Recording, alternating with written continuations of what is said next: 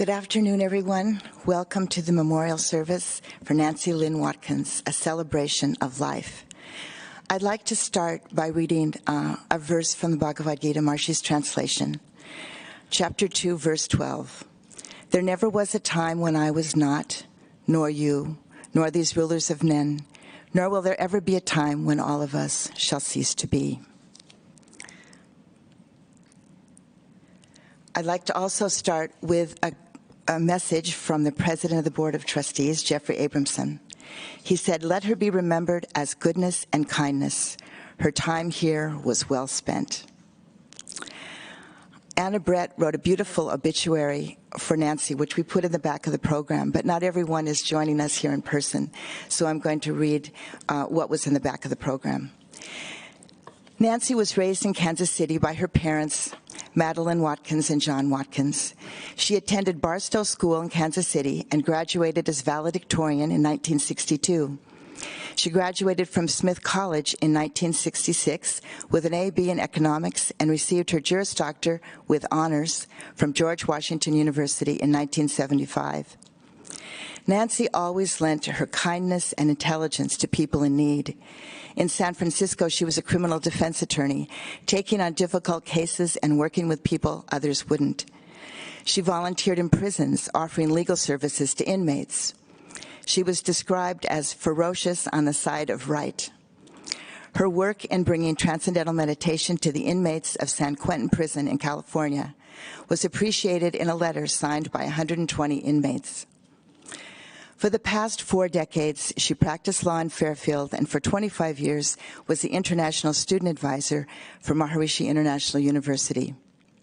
International students who became close friends and thought of her as family filled her office so completely with gifts of appreciation that nearly every surface was covered like an international curio collection. Those of us who've been in that office know that well. Nancy was admired for her incredible memory, her extraordinary brightness, her quick wit, and loving radiance. She became an ordained divine light minister so that she could officiate marriages, which she did for hundreds of couples. Many of you in this room, I think, were married by Nancy. She had an adventurous spirit and loved making annual trips to France and attending the weddings and other family events of her global family. She had a great appreciation for culture, attending theater and music events and regularly purchasing art from local artists. Her generosity and philanthropy were known by many, from nonprofits to startup business ventures to countless individuals she quietly helped in times of need. Nancy practiced transcendental meditation for 5 decades. A transcendental meditation teacher, she attended many advanced courses in Vedic studies. She devoted her life to the support and success of Maharishi International University. She was preceded in death by her parents and her brother, John S. Watkins III. She is survived by her nieces, Julie Watkins of Castle Rock, Colorado, and Michelle Watkins of Leawood, Kansas, and we'll be hearing from them a little later in the program. Now I'd like to call on the president of Maharishi International University, Dr. John Hagelin.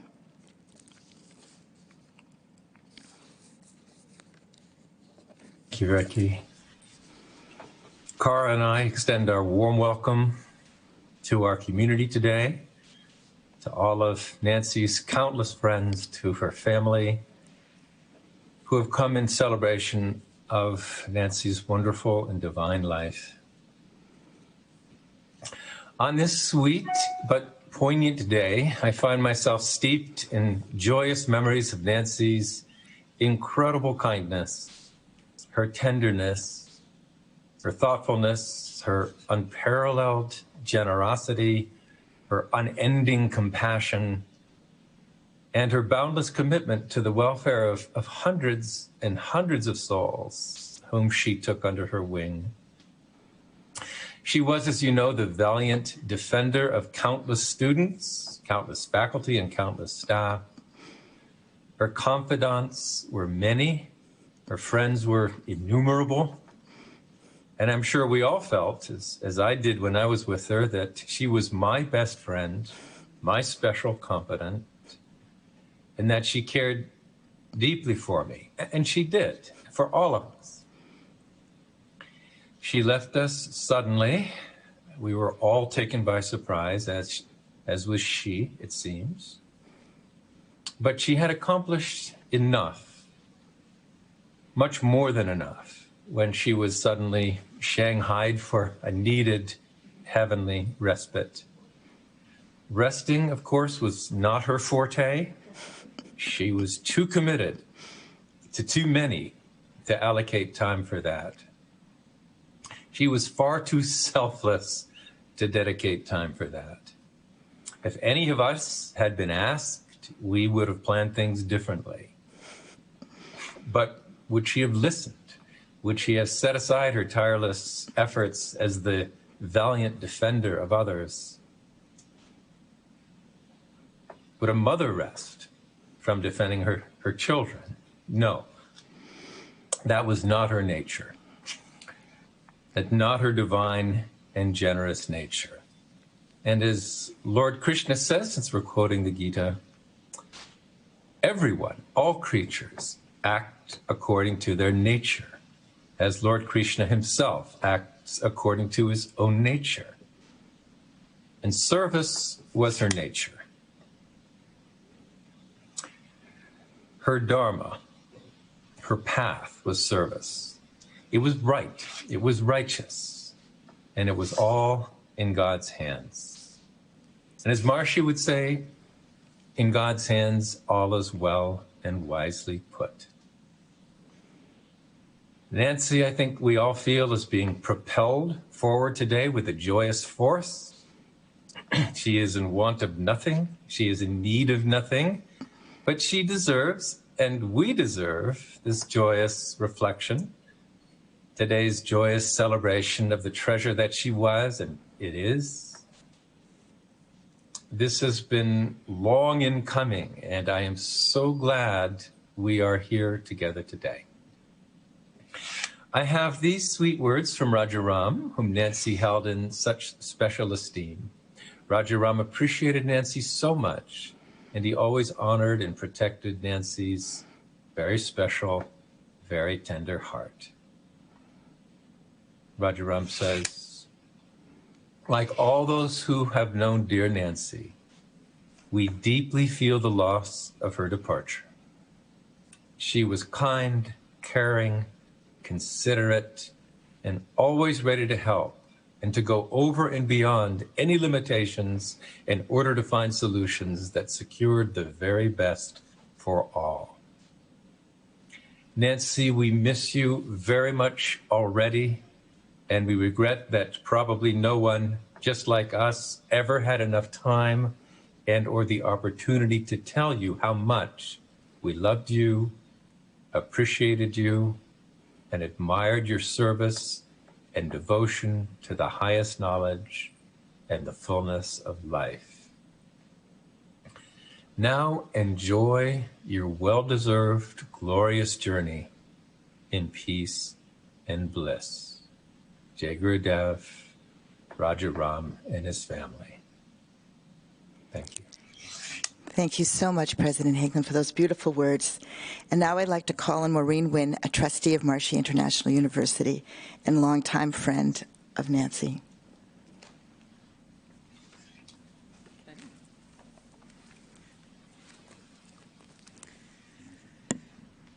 So it's hard to put into words what Nancy meant to me and to Raja Nguyen. I sort of wrote a letter to her about it because I couldn't think of another way to express it. Nancy, your wisdom and your unflagging support quietly lit the way for so many of Marshey's projects. Do you remember the time Marshey wanted to form the central bank? We found that Iowa law actually prohibited using the word bank unless you were a chartered state or federal bank. But what Marshey said was, why don't you ask your city attorney? And that happened to be Nancy Watkins. And so we asked her, and of course she found a solution. And in the Code of Ordinances of Marshey Vedic City, we have a central bank. And who could forget the enormous work on the Vedic Pundit project, with a mountain of papers for every visa application, and there were over 2,000 approved visa applications. And then Nancy would get questions back from the reviewers. And instead of saying, which the rest of us would want to say, why are you asking me this? It's in the papers that we gave you. She would say, she would write the most carefully and thoughtfully crafted letters. And she said what she was doing, she would take the reviewer by the hand and lead them to the garden of yes. I'm sure you've heard this a lot from Nancy. So she was successful, I think, virtually all the time. So it was really amazing. And remember, in the mid-1990s, you helped us create the Mansion Hotel on Mandala 2, the MIU Mandala, and that later became the capital of the global country of world peace. And then, of course, Maharaja arriving in 2002 for the first time, and so many times thereafter, and how you jumped in to help on every complex issue that came up. And of course, you remember the greenhouses, which for the first time demonstrated the power of marshy Vedic organic agriculture. And again, there were so many challenges, but you were there every step of the way, and even to the, to the last days of your life, helping with the new operation. And of course, it goes without saying that Maharishi International University and the international students from 90 countries were the recipients of your greatest attention and dedication, just absolutely tireless day and night. You touched the lives of so many incredible students and graduates. And more than touched them, you were like their fairy godmother. I said that to you, and you responded, bippity-boppity-boo. You were always there, waving your magic wand, making problems disappear before the rest of us even knew that they were a problem. We all know what an incredible task accreditation visits and governmental reviews can be of the university, and for any university, Scott and Vicki, who have really led the way on that. But our status for having the wonderful international students that we have is one of the least understood and most complex of those reviews. And you took that on almost single-handedly early on. And of course, you accomplished the goal, and you have trained your successor really well so that the university is in very, very good hands for the future. And when Maharaja began offering wonderful, very deep, profound courses on Maharishi Vedic science, you, of course, attended as soon as you could, and you attended every single course thereafter. And you encouraged and supported so many people, inspired so many people in our community and in our university to attend those courses, and that included Nguyen and me. And what a great time it was traveling with you, even to the Gita course last December. It was one of our last trips together. And you remember Julie, who works at Casa de Campo in the Dominican Republic. And she said when you came there and visited with us that you would come in every morning and give her a hug and see how she was doing. And of course, this is pre-COVID, before we didn't hug people. But she had really never met anyone like you, and I don't think any of us have. In late February, you called wanting to make sure that we got together before Nguyen and I went on a trip of several weeks. And We had lunch together before a city council meeting at our apartment in the Peace Palace, and we were having such a good time. You barely got out the door to attend the meeting. And that was really the last time that we spent together, and it was such a precious memory and so much fun. And in March, Nguyen kept texting you to join us in Vanuatu in the South Pacific, which is a very long way away, I can tell you. But that was one of his Raja domains, and we were there. And he kept saying, you have to come, it's so beautiful. And of course, you were always saying, no, I have to work. But then when we heard that you had gone, we looked out over the vast expanse of the ocean and the sky, and we felt like you were there. Every time, even today, when an issue comes up, I think, you would know the answer. You touched everyone so deeply and in 1,000 ways beyond the ones that we knew.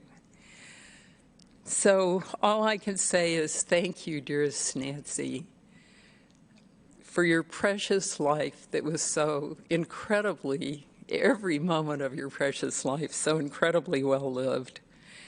And for the joy Nguyen and I had of spending these wonderful times with you. Jager Dap.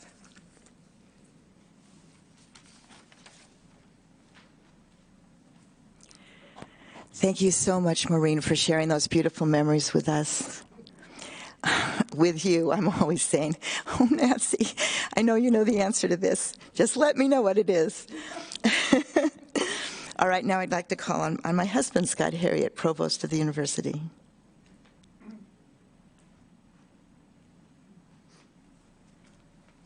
Thank you, Vicki. Vicki didn't introduce herself in the beginning, so I will say that our host for this memorial celebration is Vicki Alexander Harriet, Dean of Faculty of Maharishi International University, and my wife.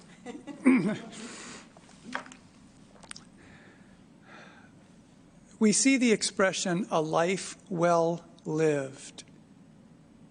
And that touched me deeply thinking about Nancy. My relationship to Nancy outside of our work was that we were birthday buddies. We share October 18th as a birthday. And so with the joy with which birthdays are celebrated here in our community, it was common that I would share my birthday with one or two other people, a few other people who had birthdays on the 18th or around that. And so I got to share in that special celebration of life with Nancy on quite a number of years. And it's interesting to think about the celebration of life and to think of life in that context. I'm taking a risk in trying to translate an African expression from the best of my memory. But what I recall from South Africa and the concept of Ubuntu is, I am who I am by virtue of you. I am who I am by virtue of others, that connectedness of others. And I thought about that for myself.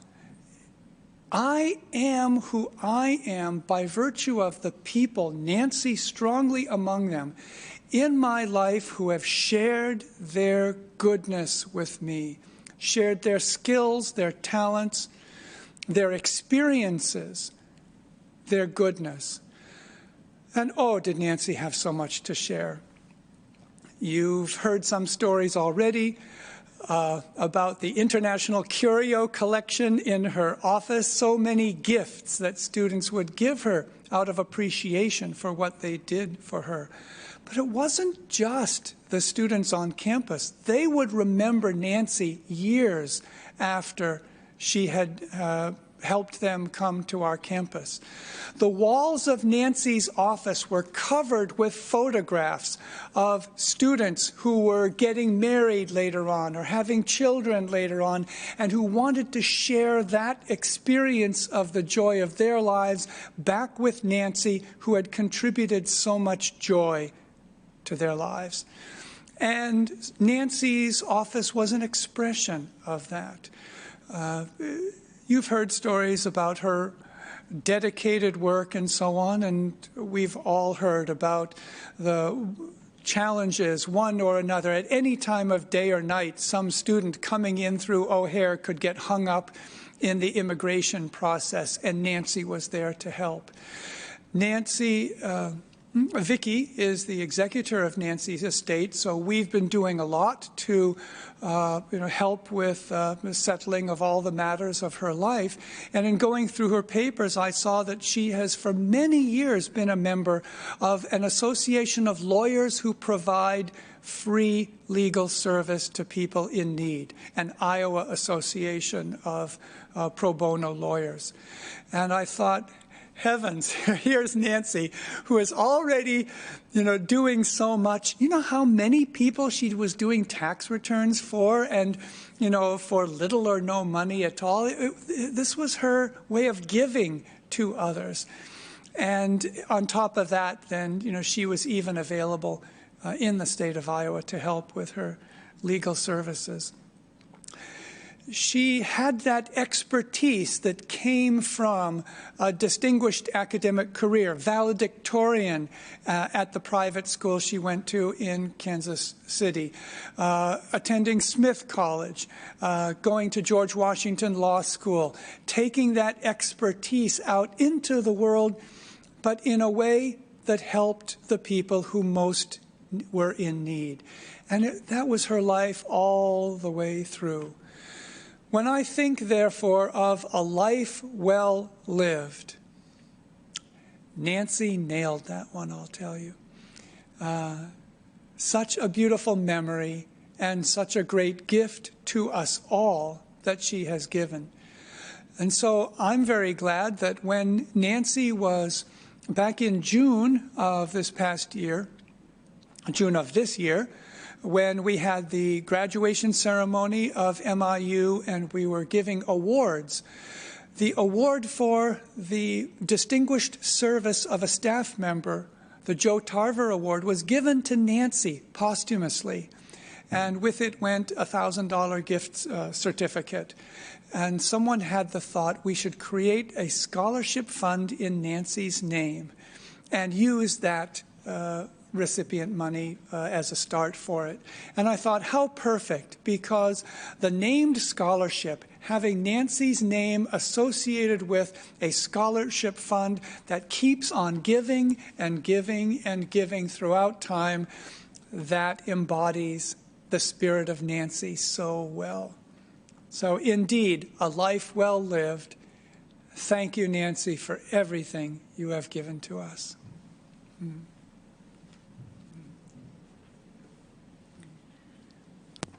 Thank you very much, Scott. And now I'd like to call on Richard Bell, the director of the Marshy School.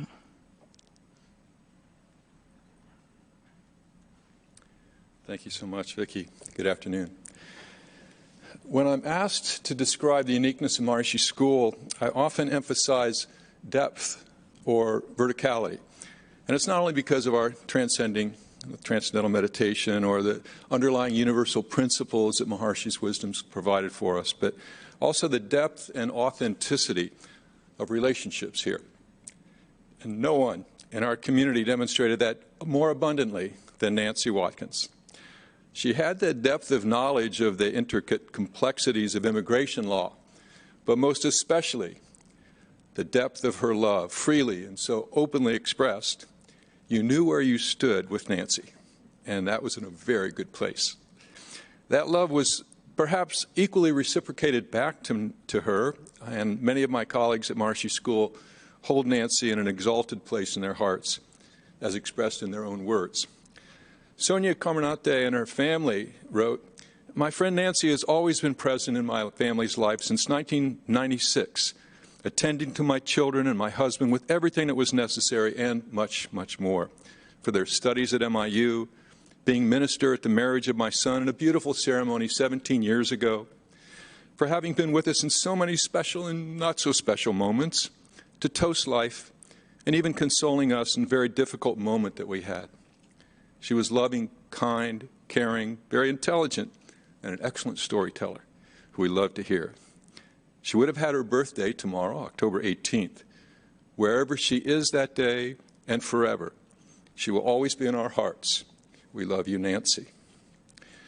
Dr. Linwood King recalled, Nancy and I were in a 1992 TTC in Huntsville, Ontario, Canada. We were both avid readers, and in those days she really enjoyed having something to read before bedtime. My room was near the Canadian Parousia quarters, and they had a nice library of Louis L'Amour books. I loved them. I read all of them, and one day I saw Nancy in the lunch line, and I whispered to her, hey, would you like some of those Louis L'Amour books? And she was so grateful because she was desperate for reading material at the time. And after that introduction, she actually asked for more Louis L'Amour books. And Linwood said, I'm sure that she learned all about the Wild West, including how to build a hatful of undetected fire by having 3 tree bows dissipate the smoke, how important it is to sleep halfway up the hillside on a cold night. And I'm absolutely positive that after reading these books, Nancy never let sand or dirt accumulate inside her Winchester's firing mechanism.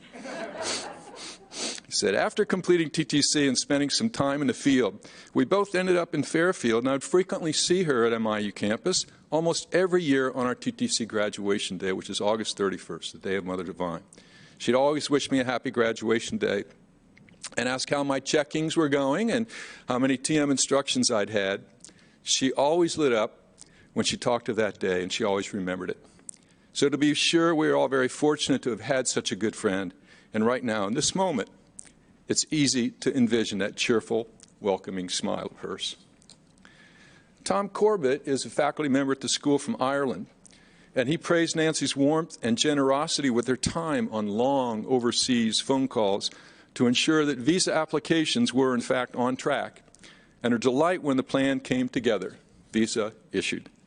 She had a remarkable ability, as you've heard, to multitask in so many things involving so many people simultaneously, leading to numerous interrupted lunches at Argiro to deal with student business, and yet she always greeted you with a smile. Her beautiful being still burns bright in our hearts and will never be forgotten. Springley Johnson wrote that Nancy was always the voice of love, strength, knowledge, and support. Countless times, late at night or in the wee hours, Springley is our admissions director, in the wee hours of the morning, there would be a student who lost an I-20. I was on one of those trips. We were in an airport, and a student had lost their I-20, and they were stranded on the way to Brazil. She always was there with her vast knowledge to soothe the travel terrors and find a quick solution. In all the years I worked with her, she never let me or any of those students down, no matter how complex the situation. I loved and admired her on on every level, as a friend and a mentor. She was kind and spiritual to the end. In fact, a week before she died was the first time I ever heard her say she was ready to retire and go for enlightenment. It was also the first time I'd ever heard her mention doing anything for herself. She truly loved everyone, and I was one of the thousands who loved her back. And our co-director, Laura Valls, wrote, as you've heard, Nancy was the American mom for many of us. She had the ability to connect with anyone from everywhere and in every situation. She lived for others and changed the lives of so many students. She was an important part of our lives, from marrying us, networking to get us better jobs, facilitating our dream to stay in the United States. But most importantly, she believed in each and every one of us and gave us hope and attention. Through her generosity, her wit, her expertise, her humor, and of course, her great intuition, she was truly an angel on earth, and we will carry her forever in our hearts. So from your baby girl, beautiful Nancy, thank you. The majority of my time, I think, with Nancy was probably spent sorting out some sticky immigration situation. And I leaned totally and heavily on her counsel and support, and she never wavered. I also loved that she peppered our conversation with some really choice words. And that captured the intensity and sometimes the absurdity of those matters. But I also got to see her unbridled joy when she attended our school play productions or Destination Imagination showcases. Those were her kids, and she generously supported those programs in the school in every way. What would be a huge hole in our lives, both personally and professionally, from her passing, is more than filled by the blessings she bestowed on us. So Godspeed and blessings to you, dear Nancy.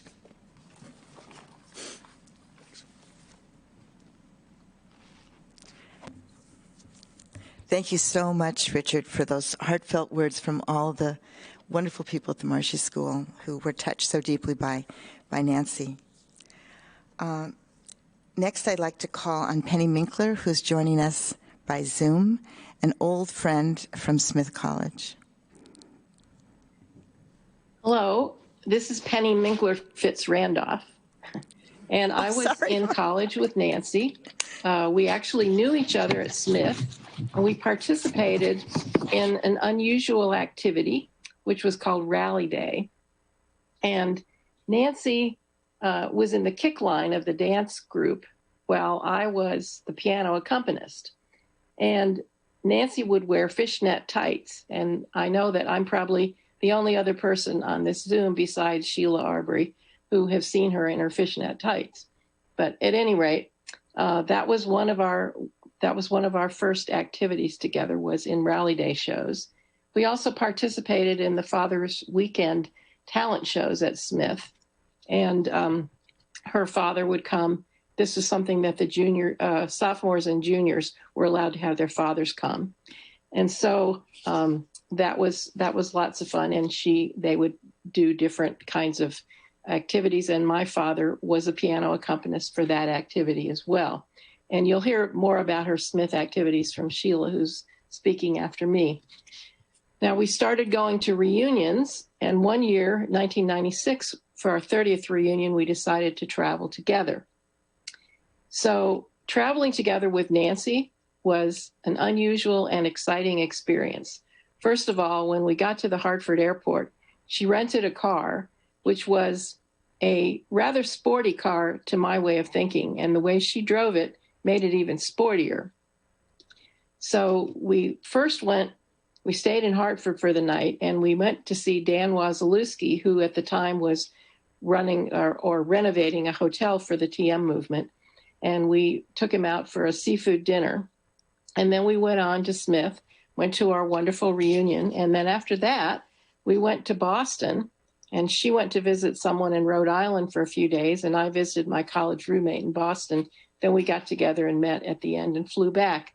But that's the one and only time I've ever traveled with Nancy. And I know some of you have had some traveling experiences with her, and it's quite exciting. One of my favorite activities that I used to do in the early days with her after I moved here in 1987 was we would go down to the Off-Broadway Cafe and eat prime rib dinners on Friday nights. That was one of our special guilty pleasures, I guess you could say. We also had a number of Thanksgiving dinners at D. Johnson's, which are always the best food in the world and awfully good company. Now, as other people have said, she's a very generous supporter, but Richard was talking about her support of the Destination Imagination activities, and she also loved a bargain. So she would go around and she would sign her name on about 50% of the silent auction items for the Destination Imagination auction. And she would often go home with so many items at the end of the evening that someone had to help her out to her car with them. Another thing is that, and several people have touched on this, she would do anything for anybody. And she just couldn't say no. So one night I had made an error and given myself my daytime insulin at nighttime and realized my mistake, fortunately, called the emergency room and asked them what I was supposed to do. And they said, you can't be alone. You have to have somebody with you. You have to check your sugar every 2 hours and eat something if it's too low. So I called her immediately. It was 10 o'clock at night. And she said, come right over. So I came over, and she made us pallets on the living room floor. This was before she was living in Vastu. And we had a pajama party, and it was just great. And I wasn't really ever able to totally repay her for that, but I did. She let me drive her to her first cataract surgery last fall. I had moved into my Vastu house in 2000. And so on her birthday that year, I wished her Vastu for herself. And Martin Brett will probably talk about how that came to be. She married me and David on December 1st, 2006. I'm one of the many hundreds of couples who she married. And it was in the Chris and Ellen Jones's living room on probably the coldest day of the year. But it was absolutely wonderful. And she made us feel well and truly married. The last evening that I spent with her was February 21st at a FACT dinner theater presentation of a play called Nana's Naughty Knickers. We shared a lot of laughter. Two of her friends had main roles in the play, and we were sitting on the front row, so we were almost in the play. So for so many years, Nancy sat just inside the entry into the Ladies' Dome in the program area, and she was moved to a different seat not too long before it was closed due to COVID. So I expect that we will all feel her presence and absence very keenly when we're back in the Dome again soon. And so I'm sending much love and light your way, dear Nancy. Thank you so much, Penny Minkler Fitzrandolph. And I'd now like to call on Nancy's best friend from Smith, Sheila Arbery. I haven't had the pleasure of meeting her in person, but I look forward to hearing her words for us today.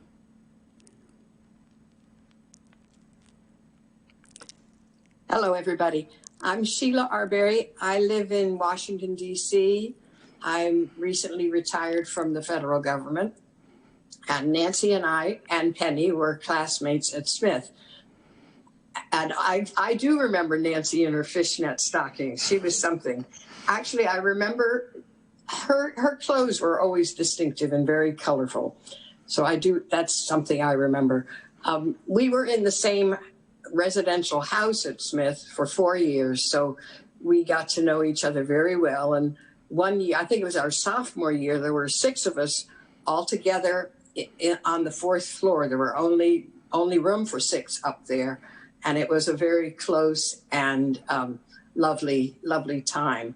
We, of course, we were very good about our studying, but both of us had very active social lives.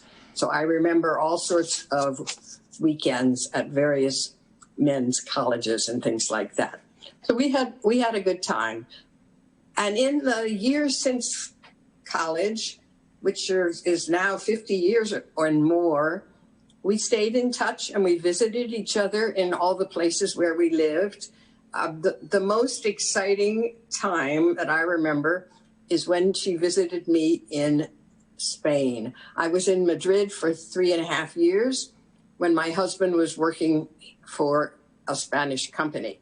He was their marketing director, so we spent a lot of time in the car driving around Spain, visiting people, sales representatives and people like that. And one time when Nancy visited us, we just took her along on one of these, at least a week, maybe 10 days, a long trip through the south of Spain. And she just loved it, and we really enjoyed having her with us. One of my big memories from that is in Granada, beautiful, beautiful city. We were staying in quite a nice hotel. It turned out the Rolling Stones were staying there too. And Nancy, being the friendly person that she is, ended up meeting, I think it was the drummer of the Rolling Stones, something like that. So that was characteristic of her friendliness with people.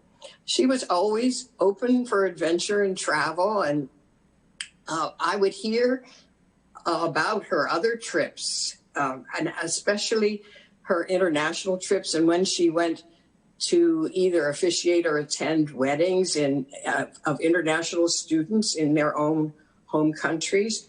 I would hear about this, and it's wonderful the way she lived like that. She was the perfect person for her job, taking care of international students. She loved them. And from all I hear, they really loved her back. I heard so many stories about get-togethers and parties and being at their weddings and officiating at their weddings. She had a real talent for friendship. She was completely loving, and she always made you feel that love. The last time I saw her was a year ago, September. She was on the East Coast, and we were up at my daughter's house, which is north of Baltimore. It was a beautiful day. We were sitting around the swimming pool, and she just radiated love and joy. It was just a delight to be with her. We had the habit of, the custom of calling each other on our respective birthdays. I, of course, missed her calling me this September. Actually, last March, when we just started on the COVID pandemic, I kept calling her to see how she was with it, to check in on her, and I never got an answer. And so eventually I Googled her, Nancy Watkins, Fairfield, Iowa, and I brought up her obituary. So that was a terrible way to learn about that. But we did speak frequently on the phone, and I know tomorrow I will grieve again when I realize that I can't call her and wish her a happy birthday. I loved hearing what you all have said, because that's a whole different part of her life from what I shared, and just to hear everything that you say about her is exactly what I always saw with her, that she was just a vessel of love. And that's the way I will remember her. So thank you. Thank you so much, Sheila, for sharing these precious memories with us. I'd now like to call on Elaine Guthrie, who's the director of the Computer Science Professionals Program.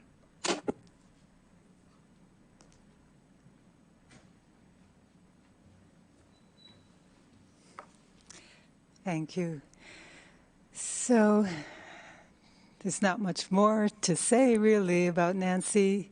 I think we all have experienced everything that everybody has experienced with Nancy. But I'll say my few words to share my joy of my time with Nancy. I'm sure she's here enjoying all of this with us and laughing at everything that's going on. So Nancy, I met, at Cobb Mountain in either 1979 or 1980. I was just working, cleaning the rooms there, and she was attending a course. And she, I guess, heard me coming by, and she stepped out and just started talking to me. And I was so impressed, with that this big lawyer would come and just talk to me, and it's like we were just friends. We had always been friends, and it just stuck with me. I can still see that, that hallway, and we're speaking with her. I didn't see her again until actually in Huntsville, where she was taking the teacher training course. And we didn't have too much interaction there, but it's wonderful to see the pictures of her becoming a teacher of Transcendental Meditation. But then when I came here to MIU and started working with international admissions and all the international students, that's when we really came together. And together we accomplished a lot of things. But between Nancy, what I remember, her intellect was amazing, as everyone has said. Her memory astounding, of all the students and their names and every little detail of them from, years and years. She would remember, oh yes, that student, remember he did this and that did that. And of course her heart that everyone has mentioned. And one thing that hasn't come up so much now is her total devotion to MIU. That was really, she loved looking after the students, and she would do anything. I'll mention that in a minute. But her life, with her position that she had, was just to keep MIU safe, to really make sure that we were in compliance with all of those legal issues, especially for international students, but I think in other areas as well.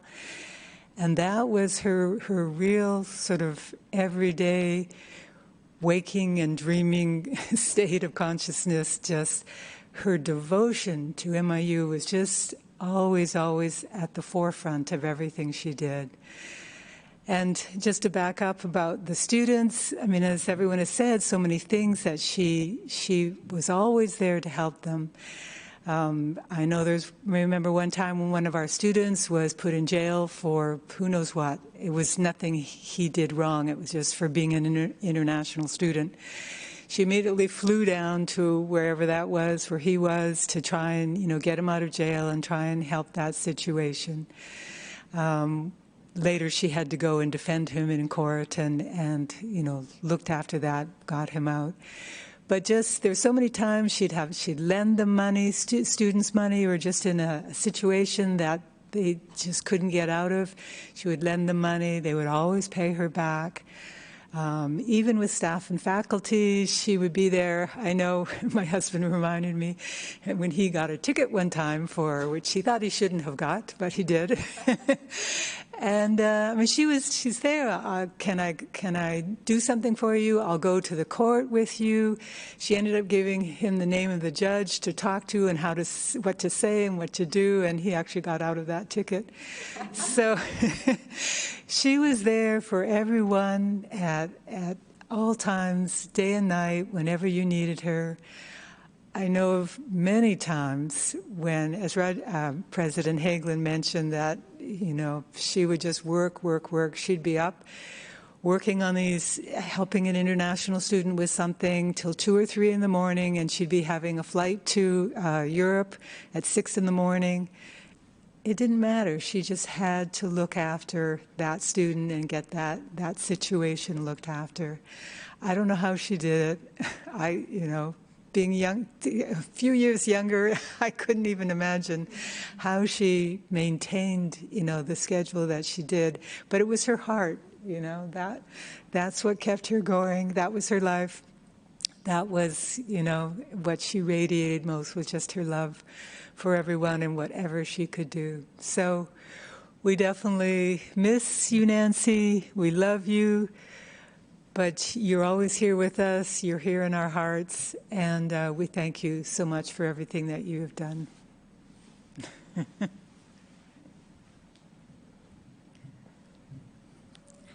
Thank you, Elaine. I second that. I know she was always very, very concerned that whatever we were doing it properly. She kept us always legal, and that's what we wanted.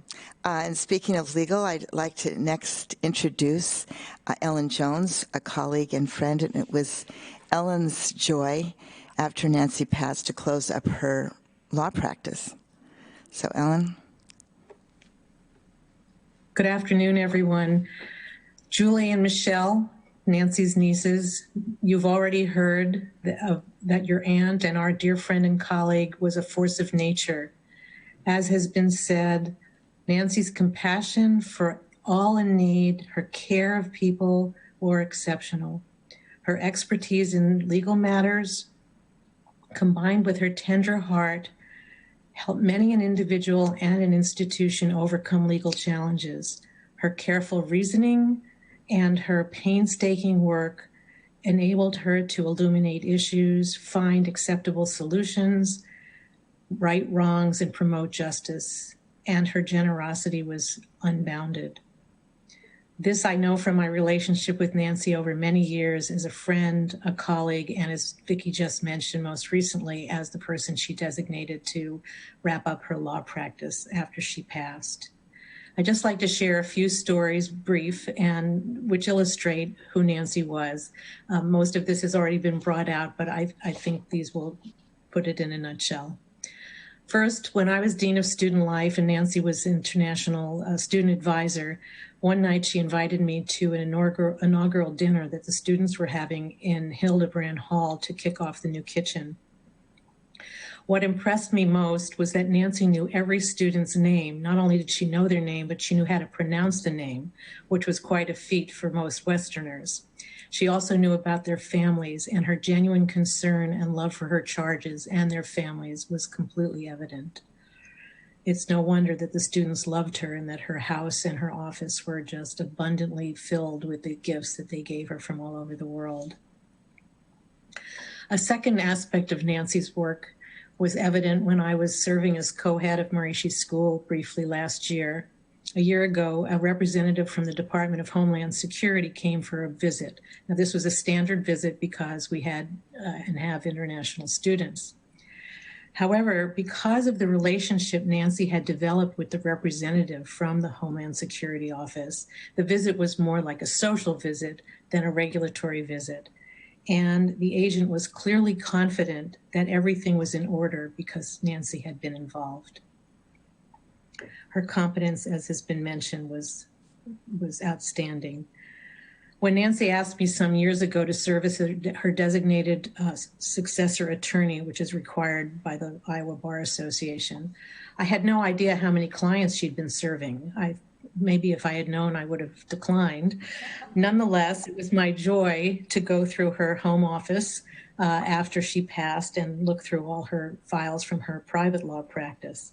And I reviewed, it turned out that she had hundreds of files from the multitudes of people she represented in immigration matters, in tax matters, in even criminal cases, real estate transactions, and more.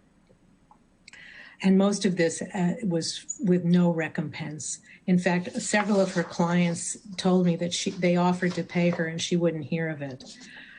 The outpouring of love and appreciation for Nancy that I received from her clients and continue to receive from her clients is a testament to the kind, loving, and generous person she was, and really has been a blessing to me as well as an inspiration. Nancy's plate at MIU was quite full, as we've already heard, and her law practice was super abundant. But that didn't stop her from offering her time and providing community service to, as was mentioned earlier, through the Volunteer Lawyers Project, but also to her fellow lawyers in Fairfield and Jefferson County. After Nancy passed, I had a conversation with John Morrissey, whom some of you may know as a lawyer in town. He's also the president of the Iowa Jefferson County Bar Association. I hadn't known this, but Nancy served as the secretary-treasurer of that organization for decades. And John told me how she quietly did all the work necessary over the years without fuss, without bother, which seemed to be her trademark. In fact, John didn't want to get off the phone because he wanted to just continue to sing her praises and lament her loss. It was a very sweet conversation. Finally, I wanted to mention something that many of us have experienced, and that is Nancy's communications. While her emails might have been long, she regularly attended to the fine feeling level as well as the substance of the matter at hand. She always had a kind word for the recipient and it gave a glimpse of hope to someone who was facing a challenge. One card I found in Nancy's office when I was going through her papers and files especially touched me. And the writer, whom Nancy apparently helped with delicate legal matters, expressed her deep appreciation for Nancy. And she said that no one else had ever treated her and her husband the way Nancy had. And that put it for me in a nutshell right there. That was our Nancy. Albert Schweitzer, the famous doctor and humanitarian, said, "The purpose of human life is to serve and to show compassion and the will to help others." Nancy clearly fulfilled that purpose. She was one of those extraordinary people who worked quietly to help others without looking for recognition or appreciation, and had an outsized effect on the lives around her. She saw the job, she did the job. She didn't just go the extra mile, she went the whole distance, way beyond and many times. So in concluding, I would just like to say, on behalf of all of us, I'd like to recognize, appreciate, and celebrate the life of our dear Nancy for all her contributions, which were many, but mostly for who she was and is. May she rest in peace.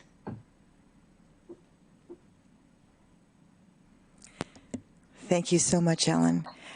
I guess I haven't mentioned that I was actually of counsel with the Nancy Watkins law firm. In Iowa, if you're not a member of the Iowa Bar, which I have to confess I am not because I never had time to take the exam, I was able to practice first by being of counsel with Maureen Nguyen and then with Nancy. And I always valued her legal advice in any situation. Now I'd like to call on Martin Brett, who was the man who put her in Vastu.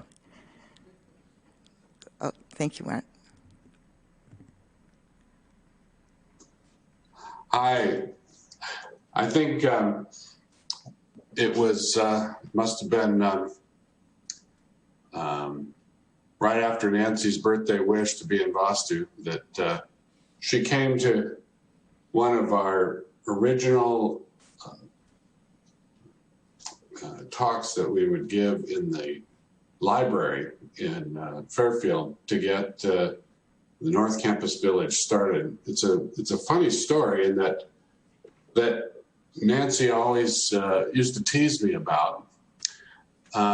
It's worth telling. I think we've all understood Nancy's reach and her kindness with all we've been talking about today, but this is a great story where she, we couldn't get anybody to buy from us. We had designs, my partner, Nancy Walker, and I had designs. We had put in, scraped the North Campus Village area down to roads and put in some sewer, but we couldn't sell a house. We were paying for people's lunch if they would come talk to us. And so finally,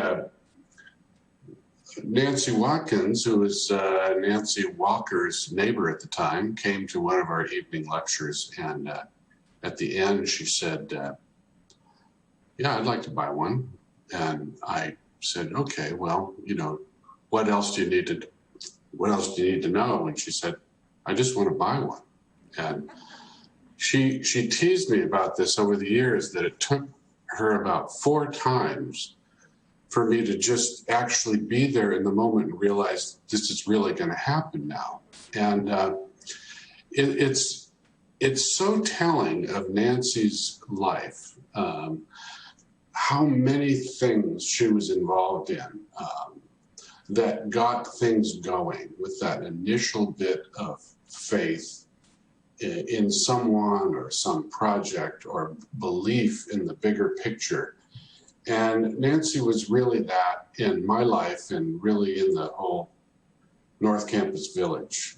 Without her, I don't know the trajectory it would have taken. Not only did she buy a house, but she, she was the first one to buy a house, but she was involved in thinking through with us, and getting the HOA started, becoming the first board member, and participated. She loaned us money to build spec homes, and she was there for walking us through a lot of the levels of MUM that we needed to get signatures from and all that on the various things that happened in a complicated real estate situation. And that is how I got to know Nancy. She seemed like a real fun person, very quick wit and all that, but I didn't have any idea of the depth and the reach of this woman that, just seemed like a, great first customer, but I didn't realize that I was meeting this person involved in all this stuff. She would have me come to her office to get a signature, and I would wait in the hallway. There were chairs out there, and as there would be always someone in her office, a student or someone else that had to talk to her right now. They're going to get deported or something. And so I'm waiting, and I think one of the best stories of waiting there was when a woman came in, young woman, very, heavy accent, some, Eastern European accent, and very new to the place. She just, dropped in and, just learned TM, just very, very different world for her, I heard later. And she came in to Nancy, and Nancy stopped me and said, wait a minute, there's one more I have to meet. So she met with her. And the woman says to Nancy, just eye to eye, had to say to her, Nancy, if I don't get a cup of coffee and a cigarette, I'm going to die. And Nancy said, okay, honey. And she says, I have no more money. Everything is gone. I didn't know it was going to cost this much. And Nancy reaches into her purse. And here's Nancy, who's like the pillar of MUM. She goes on every course, she's always getting people into TM and everything. She gives this girl $10 out of her purse, just to get her through the day. And I would say, that's the spectrum of Nancy, was, understanding the small things that get you through the day, the kindness, to understanding the really big picture, not just of MUM, but of the big picture of the movement in general and the Fairfield movement community in general, Vedic City and the greenhouses and all that. And as over the years, I got to know her. We would have a dinner every time we sold a house in the beginning. That was a big deal. And so we would have these dinners, and she's very, very funny person, very fun person. Anybody who's gone out to dinner with her can say it's always entertaining. Nancy loved to go out to dinner, loved to have her glass of wine and take her time with dinner. And we'd hear all these stories about all the things that she was into. And I began to realize that this soul is really a divine instrument here in making this community what it is, all aspects, from the university to the student life to Vedic City. And everyone was done with this kindness and wit and heart value that really made it more than just a bunch of technical accomplishments. Her time on the board of the North Campus Village, from its inception until she left, she was there the whole time, and she was very, very strong about, wording things carefully. She would edit something perfectly to make sure if there was some difficulty with a homeowner who, got way behind in dues or something like that, she wanted to make sure it was worded right. Okay, fine, we've got the technical parts down, but she wanted to have it worded right to make sure that they knew that we still loved them. So I just want to say that her, as brought up before, her total devotion to MIU, it was much bigger than that. It was like her total devotion to what Maharishi was trying to do with humanity. Let's move it forward in a heartfelt way to something, a bigger compassion in life. Let's all bring this with all of our, our skills of starting universities and greenhouses and real estate developments. Let's bring this all forward. Let's include everybody and do it with compassion and build something greater. So I think that's all I have to say. I miss her greatly, and I think the community has lost a big soul who's probably still working for us, but she was a wonderful influence in my life and in the community's life. Thank you so much, Martin. I know how much she enjoyed working with you and seeing North Campus Village blossom and grow, and it was one of her great fulfillments to see all that you've accomplished.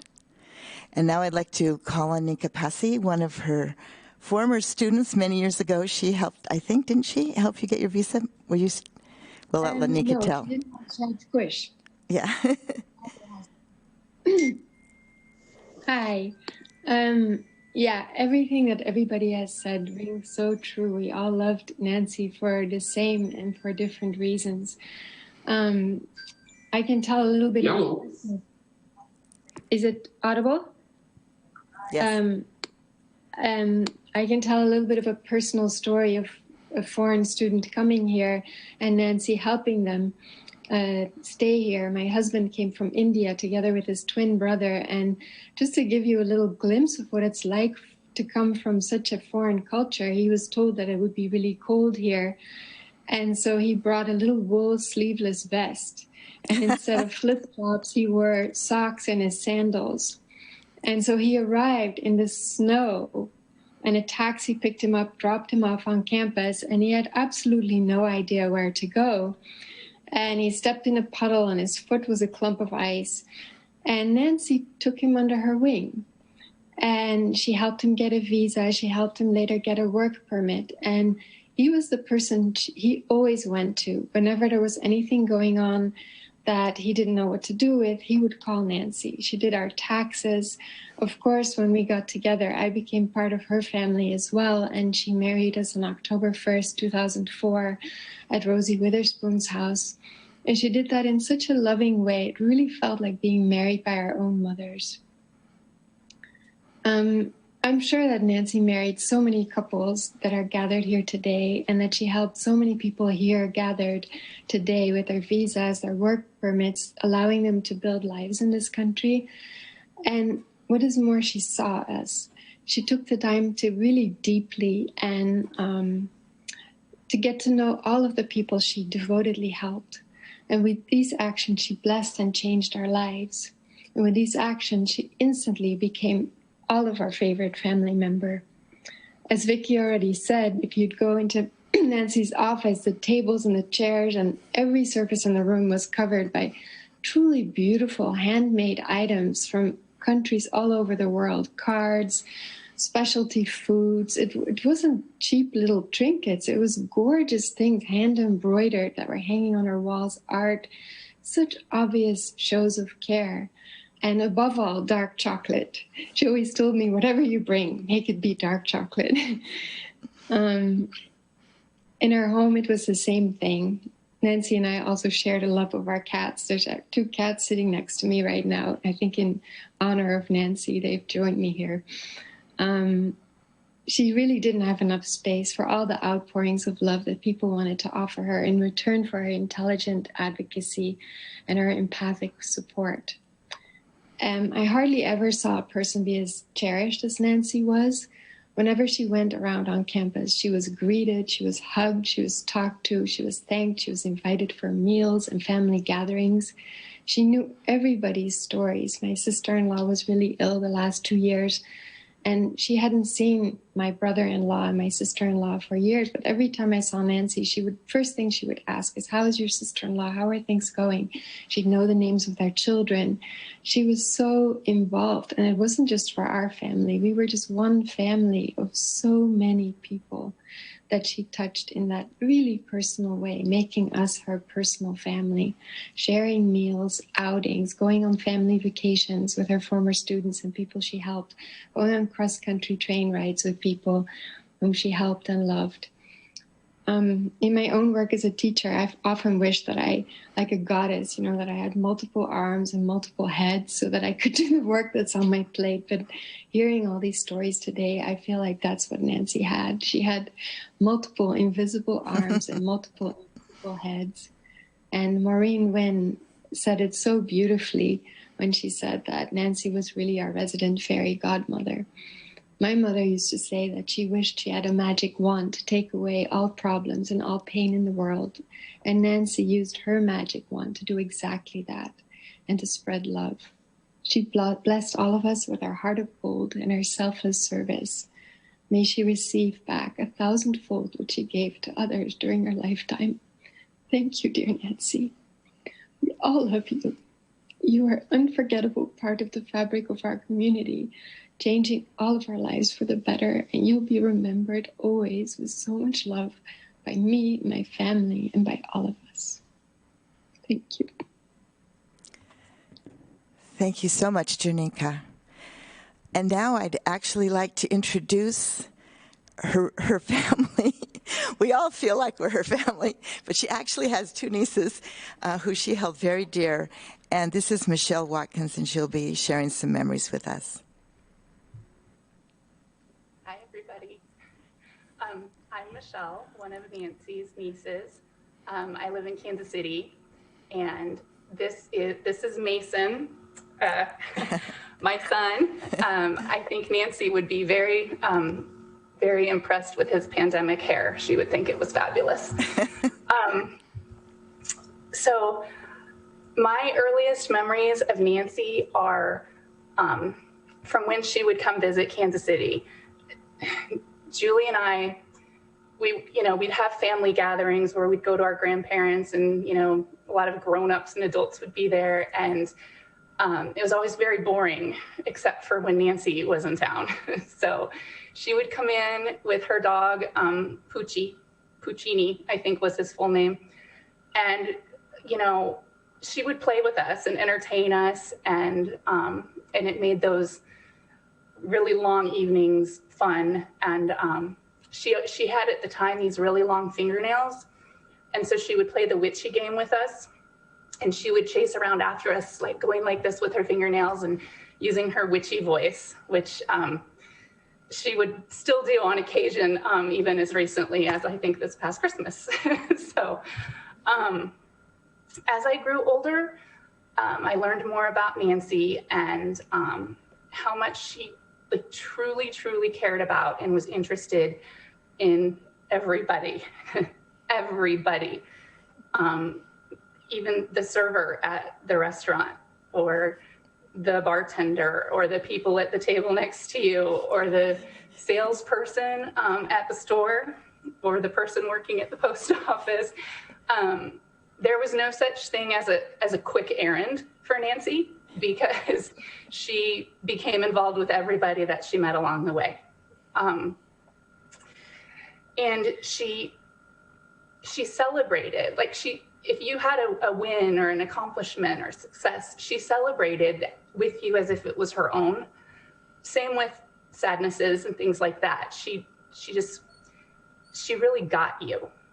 Nancy got you. She was one of those people that within 5 or 10 minutes of talking to somebody, she knew them. She got them. So you can imagine that knowing me since I've been born, she got me.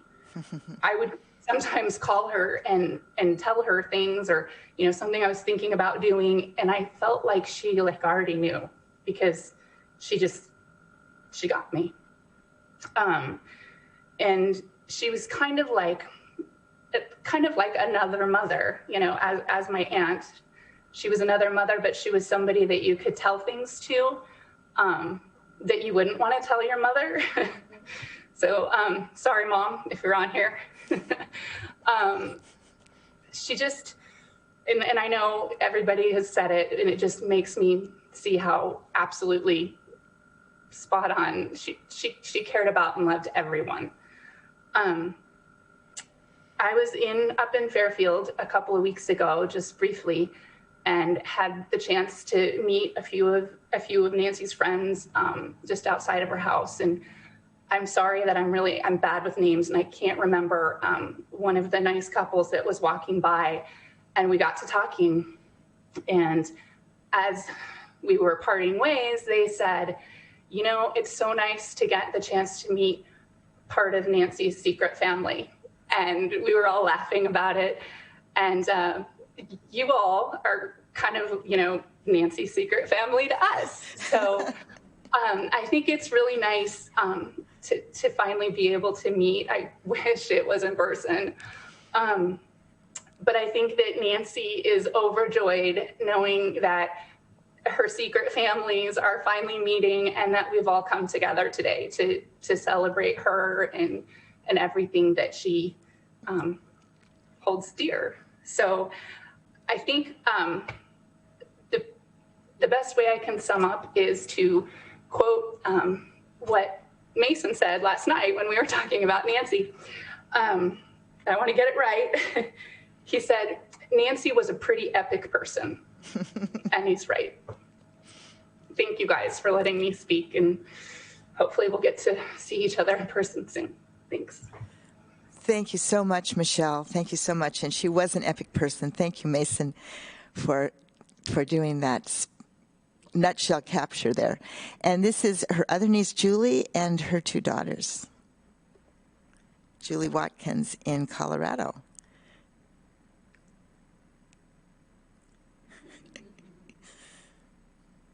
We all need technical assistance from the next generation.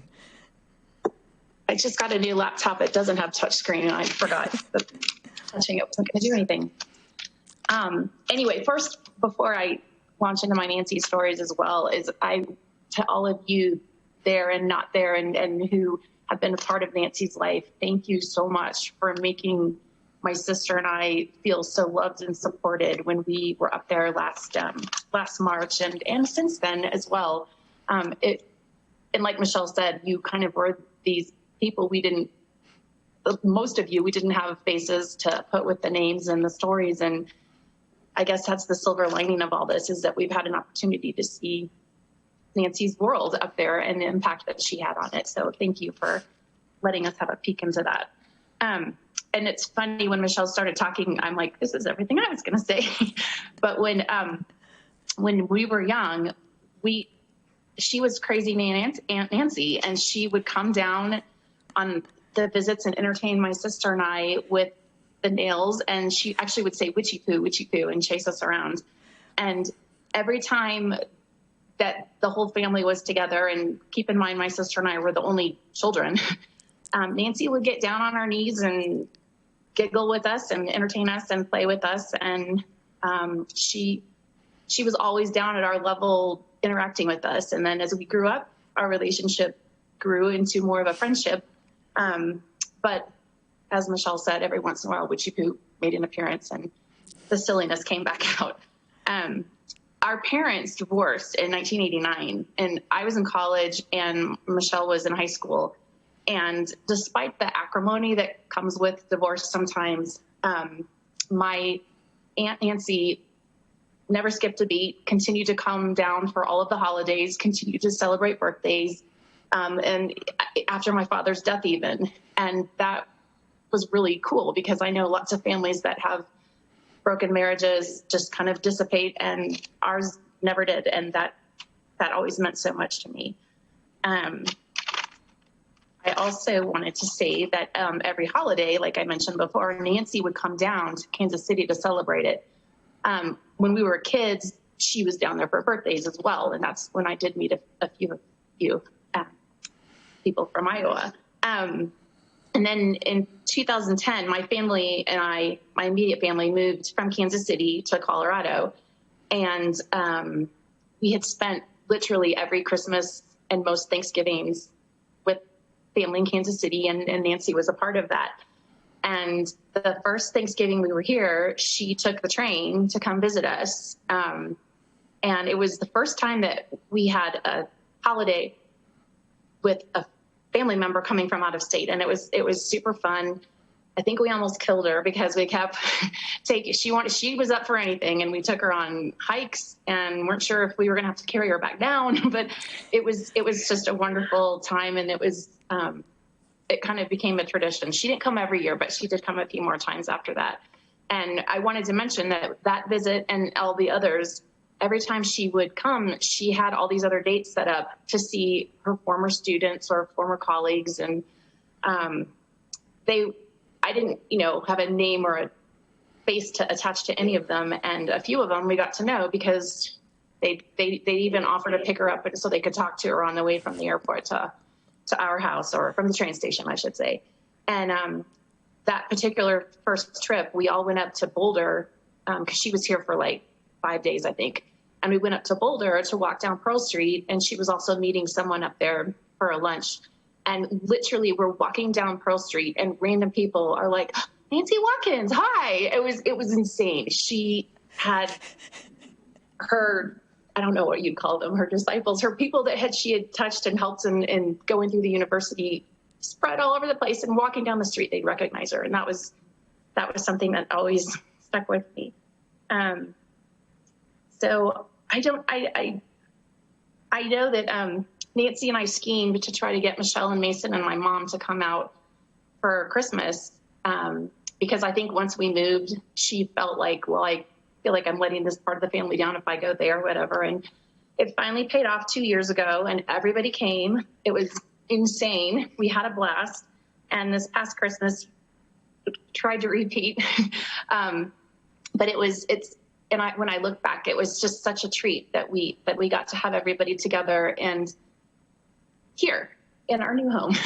And I don't know, I just wanted to say that Nancy, we love you. We thank you for being such an inspiration and such a role model of what a good human should be. And I told my sister, drinking a toast with her favorite Campari, just a little bit because I don't like it very much, splashed in here. But Nancy, here's to you, and thank you. Thank you so much, Julie. Thank you so much for sharing these memories that we didn't have a glimpse of until getting to meet you and Michelle. And it's been a real honor and pleasure for Scott and I to get to know you better during this last few months. So thank you so much for sharing. And I hope that we continue to be able to make this a whole big family, including you. And now I'd like to call on Bhupendra Dave, who has some memories to share.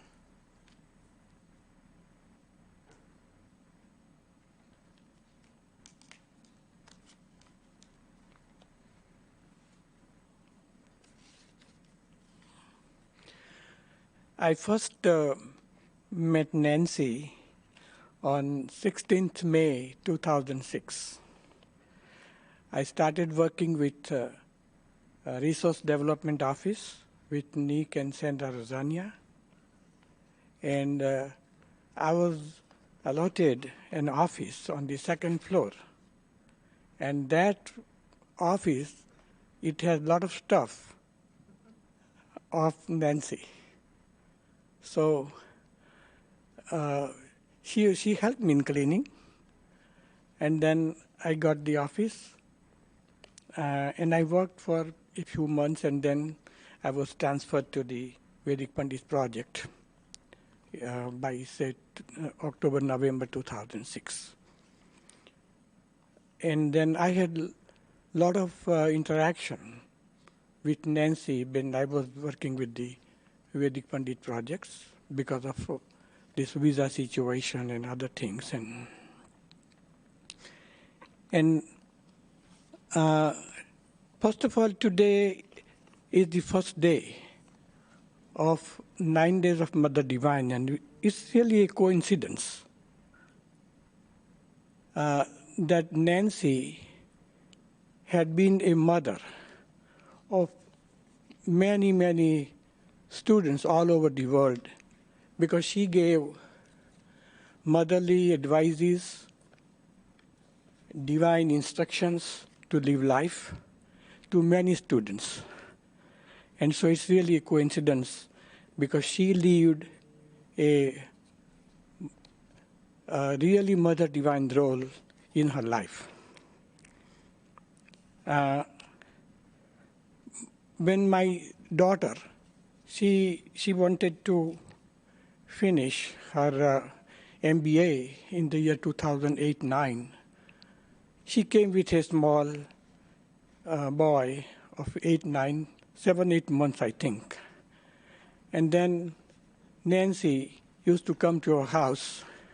You see the picture of my grandson, Vedant. Then he was, I think, 2.5 to 3 years old at this time, and Nancy would come to play with him. Nancy would be in the role of pharmacist, and my grandson will be the doctor. And she would come every weekend to play with him. And my grandson would wait, and she said, "Grandma, Nancy is coming?" I said, "Yes, she's coming. She will come anytime. Just don't worry." Then in the year 2010-11, my sister came from India. And it was a Raksha Bandhan Day. Raksha Bandhan Day is in Vedic culture, a brother ties a string. A sister ties a string on the brother's wrist and wishes well-being and protection from all evils. And my sister was doing it. But Nancy and my relations were just brother and sister. She used to say me Bhaiji. Bhaiji is brother. And she was my Didiji. Didiji is big sister. And so from that onward, she started trying this string on me every Raksha Bandhan Day. And she would come, and it comes in August. And so she would call me well ahead, and she said, "Bhaiji, where is this festival coming?" I said, "This full moon." And she would come after the program, and she would do this, and you see this picture. So this is because I lost my sister. When what was happening when it was Saturday before I think she passed on Monday. And it was Saturday because we were to go, me and my wife were to go to Minnesota and for the baby shower of my daughter-in-law. Because my daughter, my son, and my daughter-in-law, all three are MIU students, ex-students. And so she knew because for my kids, Nancy was her best friend, and if they want to do something, get done something from me and my wife, and if we are not convinced, then they would call Nancy, Auntie Nancy, and say, "Auntie, please persuade my dad and mom." And then Nancy, she was very clever because she was an attorney. So she said, "Okay, I will do at the right time." And then she would talk to us. And so in 2017, we had a small condominium in North Carolina, and we were selling it. And it was a final discussion going on, and all of a sudden my wife had to leave for India. And I was in dilemma what to do. And I called Nancy, and she said, "We have 2 days. She's leaving day after tomorrow." I said, "Yes. Okay, we'll do tomorrow." Then she came and she brought a draft of power of attorney, and she got power of attorney from my wife. And then the deal was so smooth because then those agents, they never called me. They were talking with Nancy. And so all my troubles were just passed on to her. I do remember one Indian student, he hit his car with a school bus. And in the students' community, hitting a car with school bus, it's a really serious offense. And that boy was so scared. And he said, what to do? And he called me, and I was in Chicago. And I said, don't worry. I'll talk to Nancy, and you go see her. And then I talked to her, and then Nancy talked to the school authorities. She talked to the police. And boy was so shivering. I said, don't do that. Nancy will take off everything. And she took care of everything. And for the Vedic Pandits, Nancy has a different name. Vedic Pandits used to call her Visa Auntie. One day, I didn't know that. One day Nancy came in one of the performance, and one Pandit saw her, and then Pandit said, Uncle Ji, was that lady a Visa Auntie? I said, what Visa Auntie? No, she takes care of her visa. She's our Visa Auntie.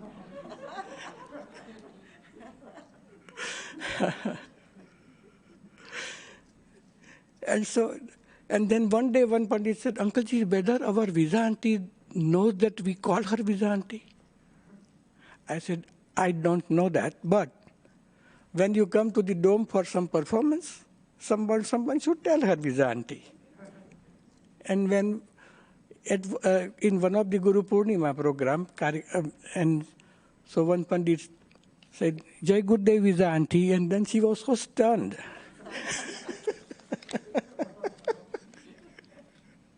She was so stunned. So these are all my memories with Nancy, but it was a great memory. And me and my wife, Naina, both are so appreciative to her to take care of many things in our life. Because when my mom passed in 2012, she was so much helpful to us. Before I conclude, I would like to recite 4 verses of one Nirvana Ashtakam. It's written by Adi Shankaracharya, and it will be followed by a translation.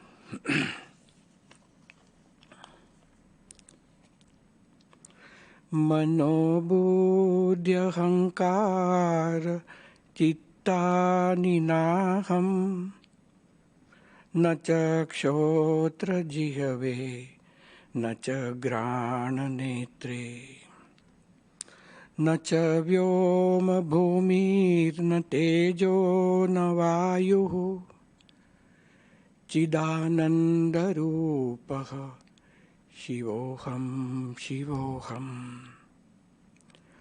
Na me dvesha rago, na me lobha moho, mado neva me neva matsarya bhavaha. Na dharmo na chartho, na kamo na mokshaha.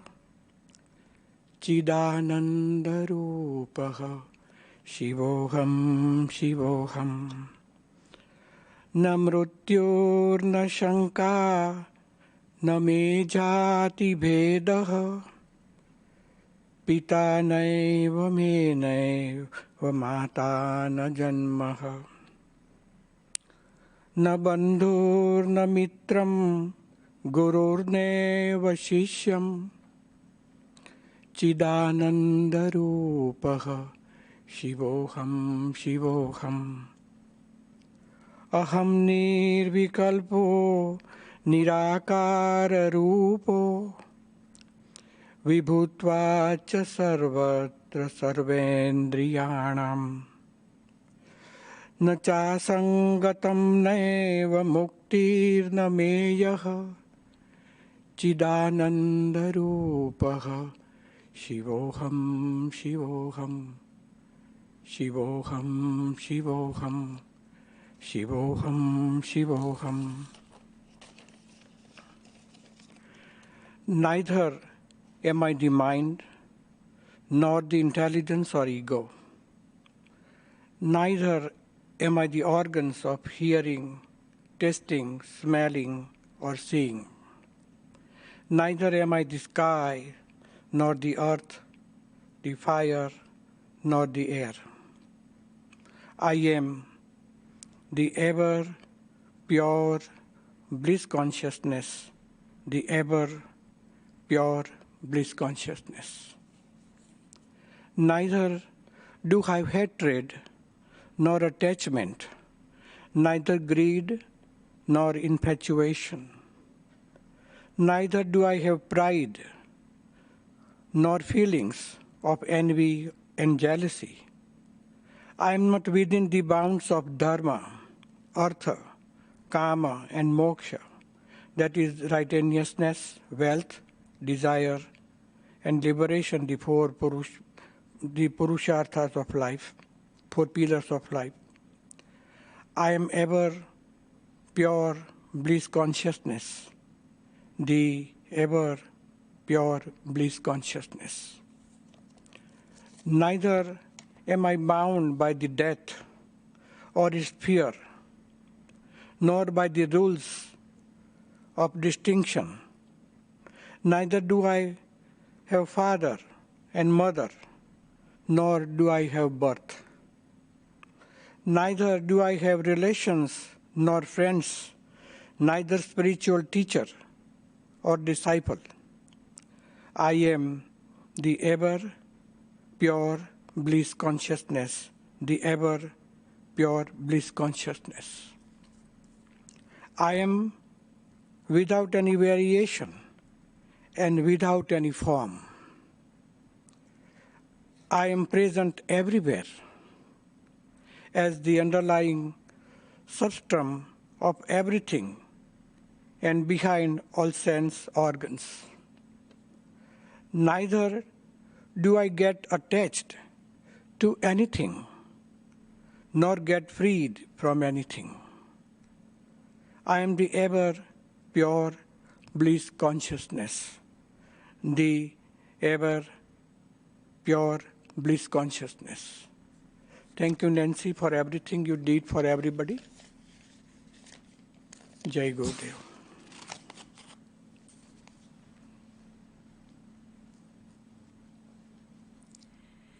Thank you so much, Bhupendraji. That was really a lovely series of memories, and I'm so happy to hear how intimately she was involved with your family, as I think probably so many people here will attest to.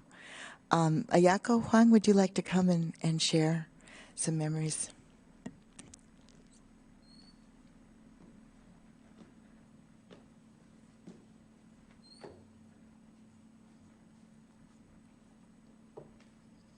Today, I'm not going to share Nancy's story with me, but I want to tell everyone how Nancy teach me what is the purpose of life.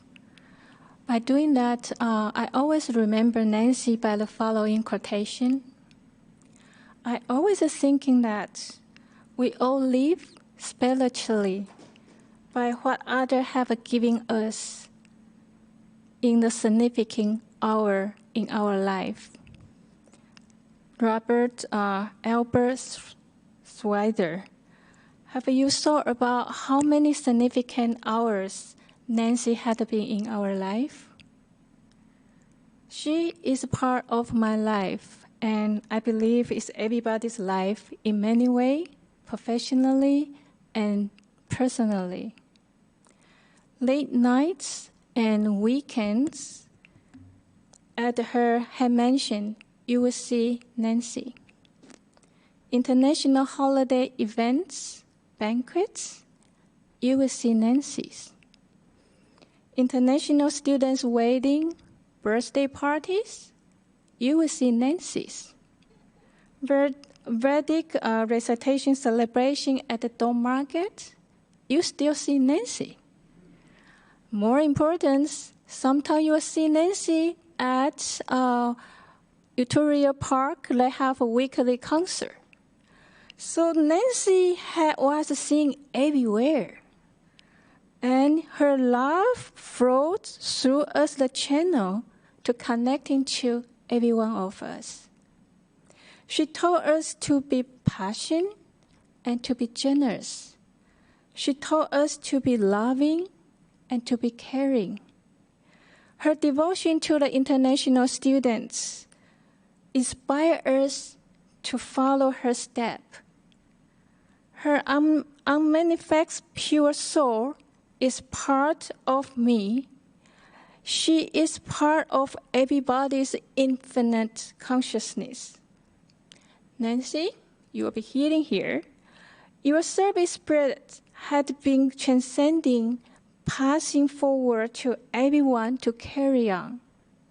Now we see everything in yours because you are life and you are love. I would like to use the Bhagavad Gita, chapter 6, verse 30, to celebrate her life. He who sees me everywhere and sees everything in me, I'm not lost to him, nor he is lost to me. Thank you, and thank you for Nancy.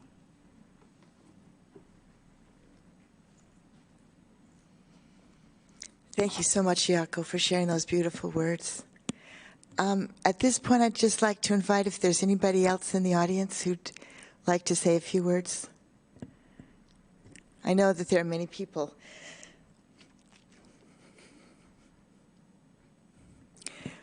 who had wanted to express their appreciation. So I just want to be sure people have that opportunity.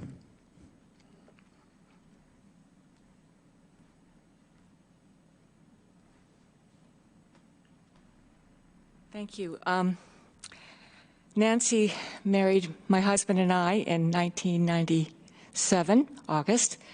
My parents came for the wedding, and it was hard to explain to them at the rehearsal that we had to do things over and over again because the moment we said our vows had to be at this particular Jyotish time. And I remember Nancy coming up and saying, "How are your mother and father doing with all this?" I said, "My dad's pretty cool, but my mom was kind of wondering why we have to go over this a 10th time." And so Nancy took the time, because she was our officiant, and she sat down with my mother and just calmed her fears like she did with so many of us. One of my favorite memories of Nancy was one of the first times that Maharaja came to the university, and Nancy got to ask him a question. And he said, "That was a wonderful question, Nancy, thank you." And it also happened to be Nancy's birthday.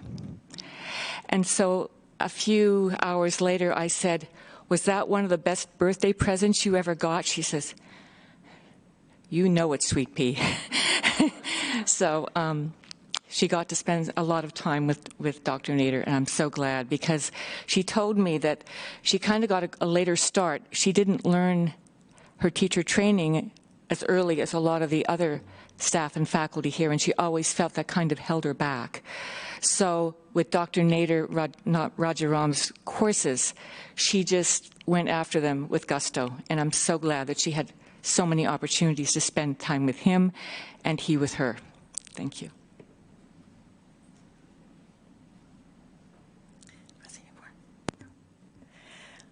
Thank you so much, Julie. Is there anybody else who'd like to share anything? Okay, I have, oh yes, would you like to?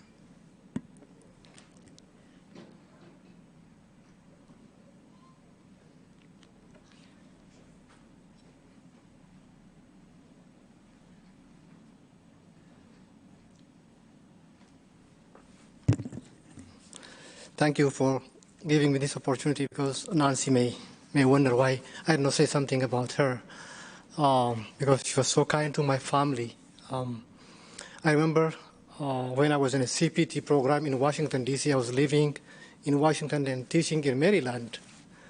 The first year I was traveling by bus to Washington to Maryland to teach, and as we finished the first year, my family was joining me, so I had to buy a car. I bought a car and I have to get a driving license from Washington, D.C. And I went to change it, actually. And then they saw my status was about to expire, like less than 6 months in my I-20. And the only person I have to contact was Nancy. And she just said, don't worry, I'm going to renew your I-20. And a letter, it will be mailed to you. Give me your address. I gave her my address, and she wrote a letter. My I-20 was renewed. And then I have to get my license. If she wasn't Nancy, I don't know how I would have solved that problem. And my family would have been, with me, but no car. You know, it has been difficult with 2 kids and my wife to get along and live there. And as soon as I arrived here in 2008, you know, we just get a trail to live in, and she came to visit us, and our house was empty. And she just get me to her garage, and we get a chair, a sofa, and a table. Our house was full of furniture, and then, oh my God, this kindness, I couldn't really tolerate her kindness. So feeling, and I was so happy that she was with us, with everything that we needed her, and still we're using, she said, you only return these things whenever you don't want to change, you know what I mean? She doesn't want anything from us. She just wants to use it and return it whenever we don't need it. And still we have her dining table with us. We're using that table, and Nancy's with us every time.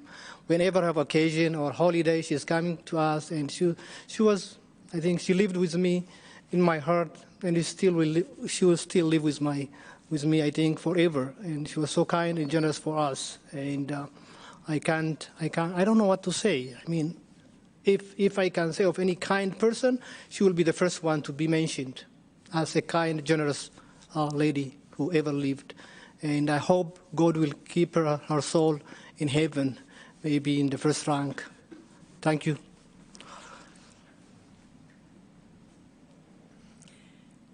Thank you so much. I know she also enjoyed the lovely meals that she was able to share with your family.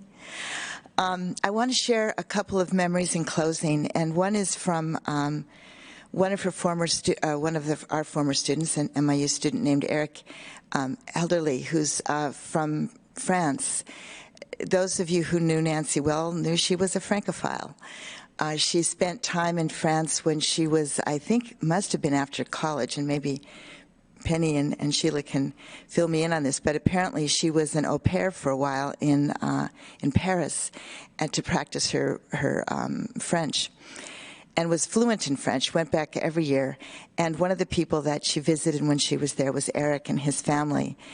And it was a special thing for them to have her part of their family, and for her to have a family in France that she could stay with.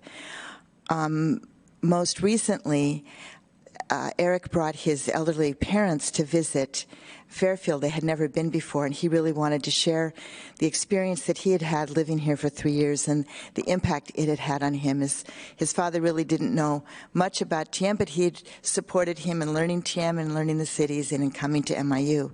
So he wanted to share Fairfield with him, and that happened a couple of years ago.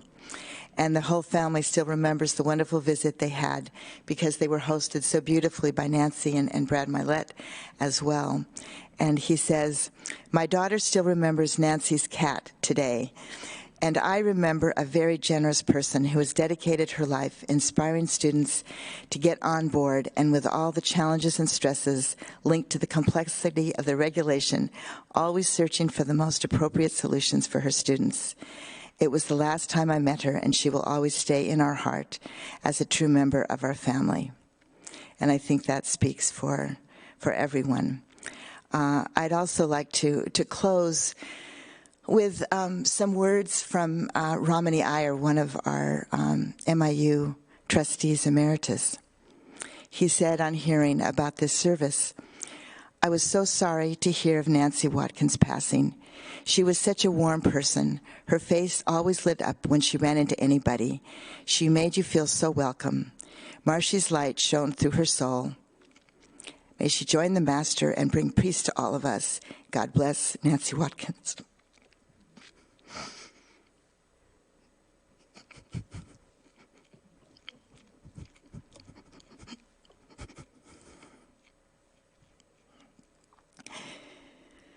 Thank you all for sharing your memories. It's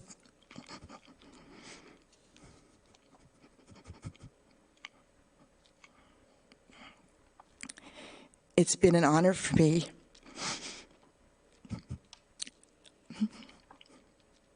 to be here with you. And you'll be able to enjoy this service on YouTube, thanks to our great tech support. We also have a lot of programs, so if you weren't able to attend in person, we'll have them in our Giro in the lobby, and Melinda's going to have some in the admissions office, and I'll have some in the Dean of Faculty's office. So please feel free to come and get them. Thank you all. Jake Herdef.